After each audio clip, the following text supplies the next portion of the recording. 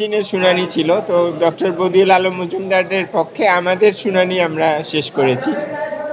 এখন শেষে সবাই শেষ করার পরে যদি আবার সংক্ষিপ্ত কিছু বলতে হয় সেটা বলবো। তো আজকে আমরা মূলত যেটা বলেছি যে পঞ্চদশ সংশোধনী পুরোটাই বাতিল হওয়া উচিত, এবং এটা কি জন্য বাতিল হওয়া উচিত সেটাও আমি গতকাল সাবমিশন করেছি ওই বিষয়ে। ওটা আপনাদেরকে আমি গতকালকে আপনাদেরকেও বলেছিলাম যে এটা দুটো কারণে। এক হলো এটা খুবই অস্বচ্ছ একটা প্রক্রিয়ায় পাশ করা হয়েছে, এবং এটা একটা ব্যাপক সংশোধনী যেটা সংবিধানের একটা পুনর্লিখনের মতন, এবং এর মাধ্যমে বাংলাদেশের সংবিধানের চরিত্র পরিবর্তন করা হয়েছে। এটা এক ধরনের সংবিধানের সাথে প্রতারণা করা হয়েছে। কাজেই এই সংশোধনীটা যেহেতু পার্লামেন্ট এই ধরনের প্রক্রিয়ায় পাশ করেছে, এটা সর্বোচ্চ আদালত হিসাবে তাদের একটা সুস্পষ্ট এখানে অবস্থান নেওয়া উচিত জনগণের পক্ষে যে এই ধরনের সংশোধনী অসাংবিধানিক, যাতে করে ভবিষ্যতে বাংলাদেশে এই ধরনের সংশোধনী করা না হয় সংবিধানের। এই সংশোধনীর উদ্দেশ্যই হলো সংবিধানকে ধ্বংস করা।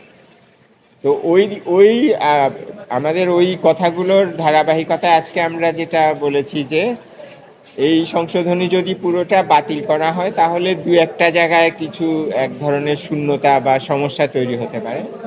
এর মধ্যে সবচেয়ে উল্লেখযোগ্য হলো যে সুপ্রিম জুডিশিয়াল কাউন্সিল বলে যে প্রতিষ্ঠানটা আছে, যেটার মাধ্যমে সুপ্রিম কোর্টের বিচারকদের অসদাচরণের বিষয়ে অনুসন্ধান করা হয় এবং বিচারকদেরকে অব্যাহতি দেওয়া হয় যদি কোনো অসদাচরণ বা অসামর্থ্যের বিষয় পাওয়া যায়। এবং শুধুমাত্র সুপ্রিম কোর্টের বিচারক নয়, আরও কিছু রাষ্ট্রীয় প্রতিষ্ঠানের পদাধিকারীদেরকেও এই সুপ্রিম জুডিশিয়াল কাউন্সিলের মাধ্যমে অ্যাকাউন্টেবল করা হয়। তো একটা সমস্যা হলো যে পঞ্চদশ সংশোধনী বাতিল হলে এই সুপ্রিম জুডিশিয়াল কাউন্সিল বিষয়টা বাদ করে যেতে পারে সংবিধান থেকে। এটার কারণ হলো সুপ্রিম জুডিশিয়াল কাউন্সিল হলো সামরিক ফরমানের মাধ্যমে সংবিধানে অন্তর্ভুক্ত করা হয়েছিল।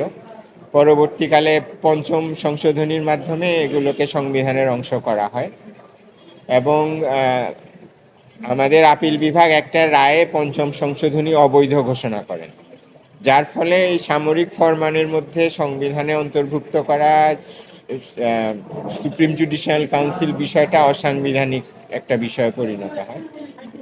এবং পঞ্চম সংশোধনীর রায়ের পর পঞ্চদশ সংশোধনীর মাধ্যমে পুনরায় সুপ্রিম জুডিশিয়াল কাউন্সিল সংবিধানে অন্তর্ভুক্ত করা হয়। কাজেই যদি পঞ্চদশ সংশোধনী বাতিল হয়ে যায় তাহলে এই ব্যবস্থাটা আর থাকবে না, এই ধরনের একটা সমস্যা তৈরি হতে পারে।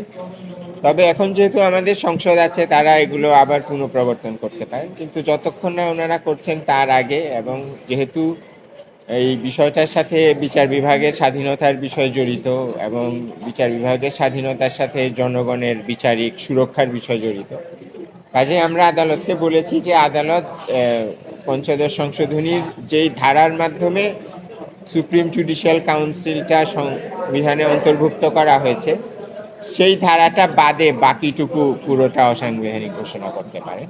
এবং আরও একটা জিনিস আমরা বলেছি, ওনারা দুটো জিনিস বাদ দিতে পারেন। এর মধ্যে একটা হলো 102 অনুচ্ছেদেও কিছু পরিবর্তন আনা হয়েছিল পঞ্চদশ সংশোধনীতে। তো আমরা সেটা মানবাধিকার রক্ষার জন্য সুপ্রিম কোর্টের পিটিশন করার বিষয়, ওইটাও আমরা বলেছি যে বাদ দেওয়া যেতে পারে। আর হলো সংবিধানের 116 অনুচ্ছেদ নিয়ে আপনারা জানেন একটা মামলা হয়েছে, এটা বিচার বিভাগের পৃথকীকরণের সাথে সম্পর্কিত। ওটা এখন আবার আপিল বিভাগে বিচারাধীন আছে। তো আমরা বলেছি ওটাও ওনাদের এই রায় থেকে বাদ দেওয়া যেতে পারে। কাজে এই তিনটা বিষয় ছাড়া আমরা বলেছি অন্য সমস্ত কিছু অসাংবিধানিক ঘোষণা করাটাই যুক্তিযুক্ত হবে। দুটোর ব্যাপারে আমরা সুরক্ষা দিতে বলেছি, 102 অনুচ্ছেদ এবং 96 অনুচ্ছেদের সুপ্রিম জুডিশিয়াল কাউন্সিল, এই দুটোকে সুরক্ষা দিতে বলেছি। আর 116 অনুচ্ছেদের বিষয়ে বিরত থাকতে বলছি কোনো রায় প্রদান করার, যেহেতু এটা ওনারা অন্য একটা মামলায় পূর্ণাঙ্গভাবে দেখার সুযোগ পাবেন, যেই মামলাটা ওনাদের সামনে এখন পেন্ডিং আছে।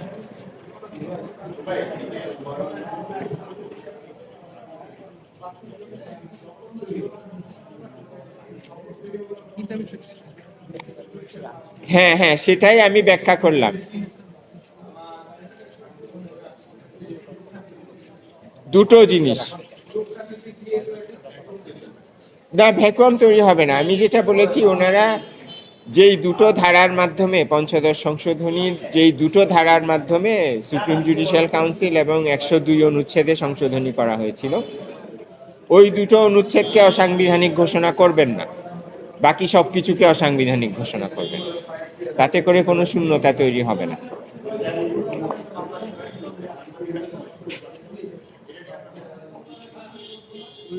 এটা তো আমার মনে হয় এটা তো বিবেচনা করা উচিত, এবং এটা আশা করি যে এটার একটা সমাধান হবে, কারণ আমার তো মনে হয় দেশের মানুষও এসব ব্যাপারগুলো জানতে আগ্রহী, এবং এটা মাননীয় প্রধান বিচারপতি ওনার কিছু বিবেচনা থেকে করেছেন, তবে এটা হয়তো একটা আলোচনার সুযোগ হবে, এবং যাতে তথ্য জনগণের কাছে যেতে পারে সে ব্যাপারে হয়তো একটা পরিবর্তন হবে, আমি আশা করি।